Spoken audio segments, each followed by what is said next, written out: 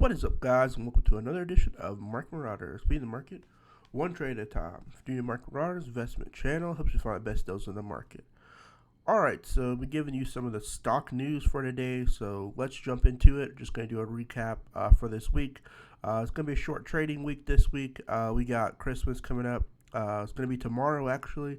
So hope everybody has a happy holidays, able to spend time with your family. But let's get into this recap of some moves going on this week. So first we have Apple, which ended the week at 131.97. After hours went up 3 cents to end at 132 even. They are bullish, so that's pretty good for them overall.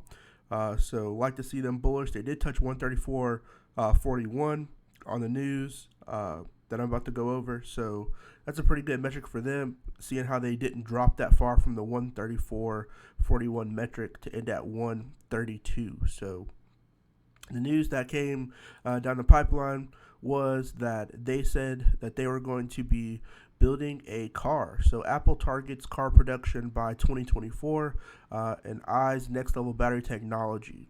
So Apple is moving forward on a self-driving car technology and is targeting 2024 to produce a passenger vehicle that could include its own breakthrough battery technology, which they told this news organization. So the iPhone makers' automotive effort known as Project Titan have proceeded unevenly since 2014.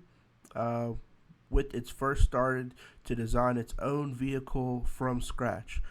So in my opinion, I think this is, a really big move for the company as a whole, especially considering the fact, that the EV space in general is growing.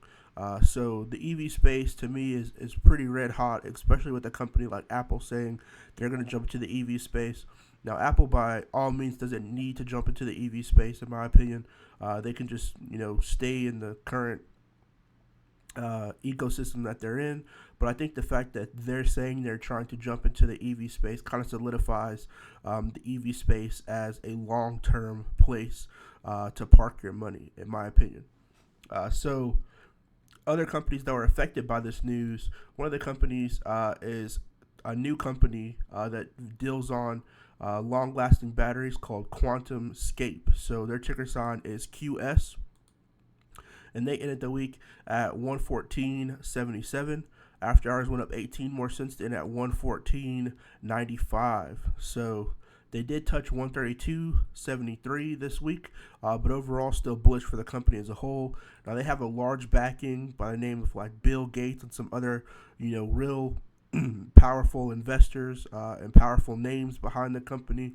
What makes them, so revolutionary, in my opinion, it says they had results that came out on the 8th of December, and it says Quantumscape's newly released results based on testing of single-layer battery cells show its solid-state separators are capable of working at very high rates of power, enabling 15-minute charge to 80% capacity, faster than either conventional battery or alternative solid-state approaches are capable of delivering. So 15 minutes to get 80% capacity is huge, especially in the EV world, but for batteries in general. Now, I know battery technology is one of the things that, companies like Tesla has been focusing on. They had their battery day, which was all about, going into new forms of batteries. They introduced their lithium batteries, how they're going to build them, which was a pretty big deal for them. But for this company, Quantumscape, to come out and, have this sort of data, even though it's still in the experimental phase of the data, is pretty huge news. And then after that, having a company like Apple saying they're jumping into the EV car space, I think companies like this, with Quantumscape being backed by Bill Gates, and then you have Apple itself, who's ran by Tim Cook.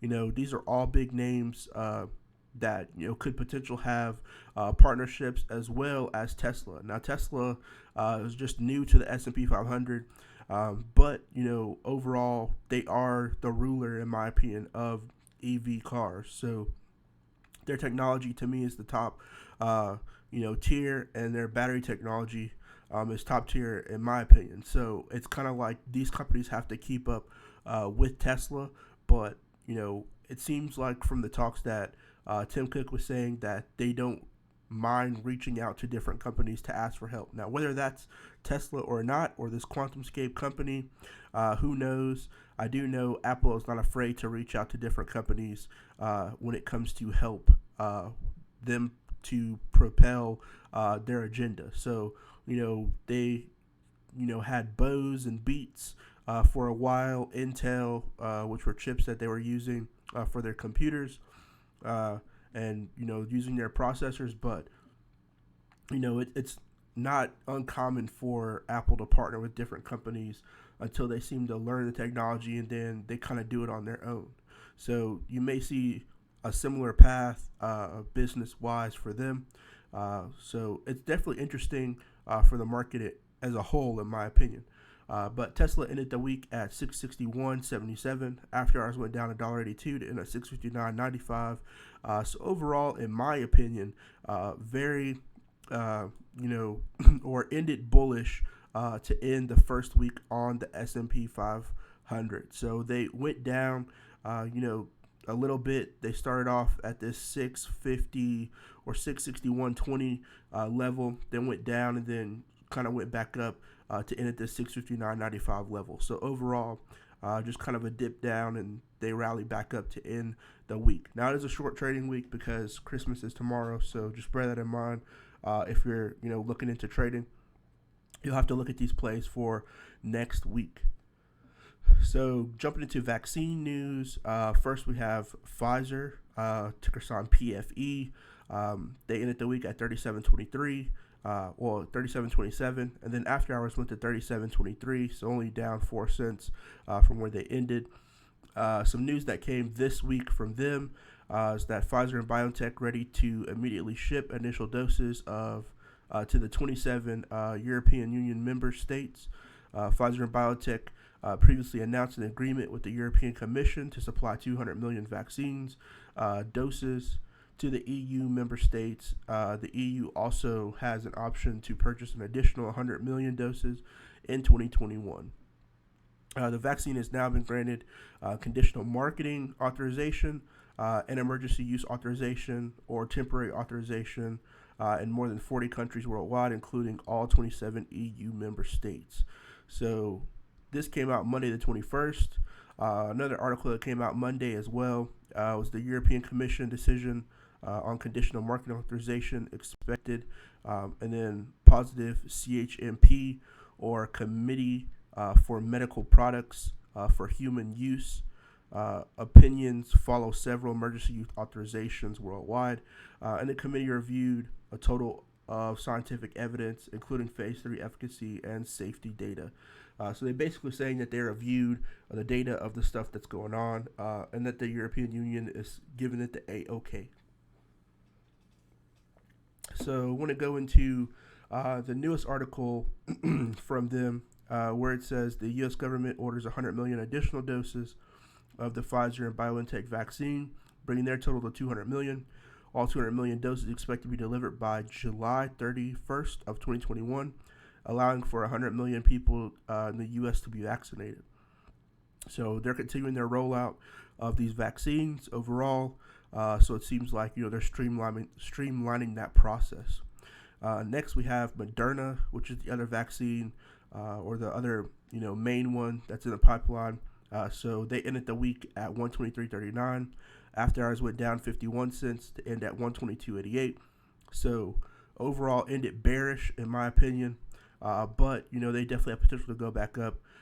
Even though I think people are kind of like off of the hype of vaccines since those two are basically passed.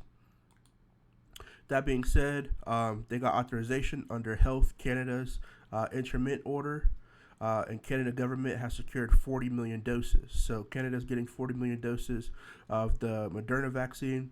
One interesting thing I'd like to point out on here is that this is only approved for people who are 18 years of age and older under their order. So if you look at the Pfizer one, it's 16 years or older, but for this Moderna one, the Canadian government only approved that it could be 18 years of older. So that's one caveat that I've seen that was a lot different from the other ones, especially considering the Pfizer one is 16 years or older. This one is 18 years or older. So going into Square. Square had some news that came out that I thought was pretty interesting. They did touch 243.38 this week, but ended at $228.28. After hours went down 18 more cents to end at $228.10. So one of the articles that came through from Business Insider, it says Jack Dorsey's Square has reportedly expressed interest to buy Jay-Z's music streaming platform Tidal. So Jay-Z bought Tidal in 2015 for $56 million, and proceeds to debut exclusive release on the platform, like Beyonce's Lemonade album in 2016. However, Tidal struggled to keep up with players like Spotify. The report came after Dorsey, who's the CEO of Square, and Jay-Z vacationed together twice this year in the Hamptons. And Square has held talks to buy Jay-Z's music streaming platform, and this was by Bloomberg's report. I think it's very interesting. Hopefully, something else will come about this. Maybe there'll be more news about this, possible confirmation that this is actually happening. But I do know, Spotify definitely has taken off a lot more than Tidal has. Not to say Tidal's not a good, streaming service. Very excited. That'll be a very lucrative deal for Jay-Z. I know he'll make, quite a bit of money from that. He's a very good business person. Has a keen eye for seeing, different value propositions in business, as well as, being an entertainer. And Jack Dorsey, has a lot of companies that he basically, is leading and doing a pretty good job, in my opinion, as well. So I think it's just an interesting deal overall. I'd like to see some more updates from that. And I think, if that's the case, it could help Square, in my opinion, move forward. Now, in my opinion, Square kind of went down a little bit when PayPal introduced that they were given the capability to buy and sell crypto. That, to me, kind of made Square go down a little bit, but Square, is trying to bounce back. And I think with having a music streaming service, that will be, the fuel to the fire to help them to rally back up, at least stock-wise. Next, we have ticker sign INO. For Inovio, they hit $11.03 today. They ended at $10.26, but then after hours went up 16 more cents to end at $10.42. And they recently, today, this article came out, they announced the publication of their phase 1 data from their DNA candidate, INO 4800. So this is basically the vaccine that they're trying to release. And I think it has promise, in my opinion. Now, it still has to go through phase 2, phase 3, and all the other different stuff. But one of the things that I want to point out to this is that it says peer-reviewed phase 1 data shows INO 4800 to be immunogenic in 100% of subjects, including neutralizing antibodies and or T-cell response, which to me is really good information. INO 4800 demonstrates favorable safety and tolerability with no serious adverse events reported. It offers best-in-class thermal stability, including a 5-year projected shelf life at normal refrigeration temperatures, and no frozen transport or storage requirements. So to me, this is actually an advantage over the Pfizer one, in my opinion, because you don't have to worry about having it at extremely cold temperatures, and it has a 5-year shelf life. So all you have to really worry about is distribution, which I think a lot of places have capabilities to do so under regular conditions. So, by all means, we're not going to have it in extremely hot temperatures, but having it where it doesn't have to have extremely cold temperatures or be frozen during transport, to me kind of alleviates some of the stress from shipping, and can help this to be shipped a lot easier and a lot more efficient than the Pfizer one can. So that's just one advantage that I see over the Pfizer one. Now, this one definitely has to go through the paces, which is basically going through FDA approval as well as filing the NDA phase 2 and phase 3 and all that other stuff. But, if it gets approved, I could definitely see the stock, potentially going back up after that. Lastly, I want to talk about American company. Now, they ended the week at $80.14. Overall bullish, in my opinion, on them.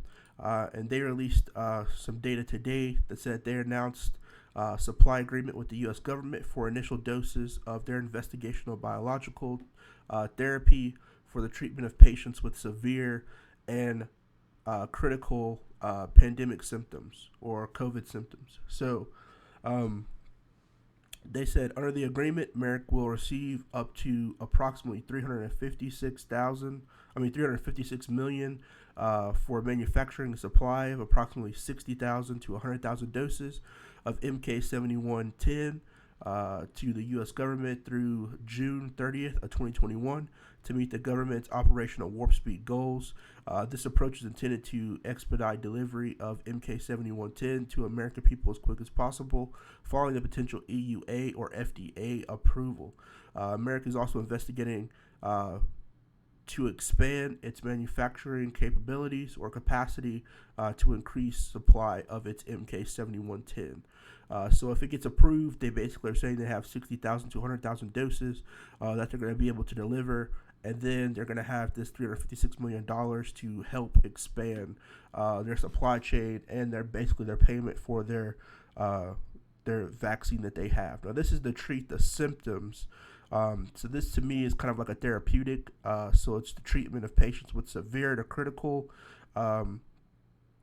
symptoms. So, I don't think it's it's a little bit different, in my opinion, than the vaccine itself. I think the vaccine is to help prevent the spread as well as to neutralize the virus itself. But I think overall, this is just one tool in the tool belt to help, combat the pandemic as a whole. And I think it's a positive move forward for, the world, I guess, in this case. So that's just my review of all the stock news. Make sure you go check out the Patreon page. And if you want to join the community of investors, this is the page to do so. Do daily watch lists, so make sure you check that out if you're interested in learning more about investing. Also, if you want to learn how to build dividends, I have a link down below in the description as well, talking about how to build dividends. So make sure you check that out. And also, if you'd like to join Webull, I have a link down below for that as well. So good luck to everybody out there trading. Hope everybody has a good holiday season. Hope everybody's able to spend some good quality time with your families. And I'll see you guys next time. Peace.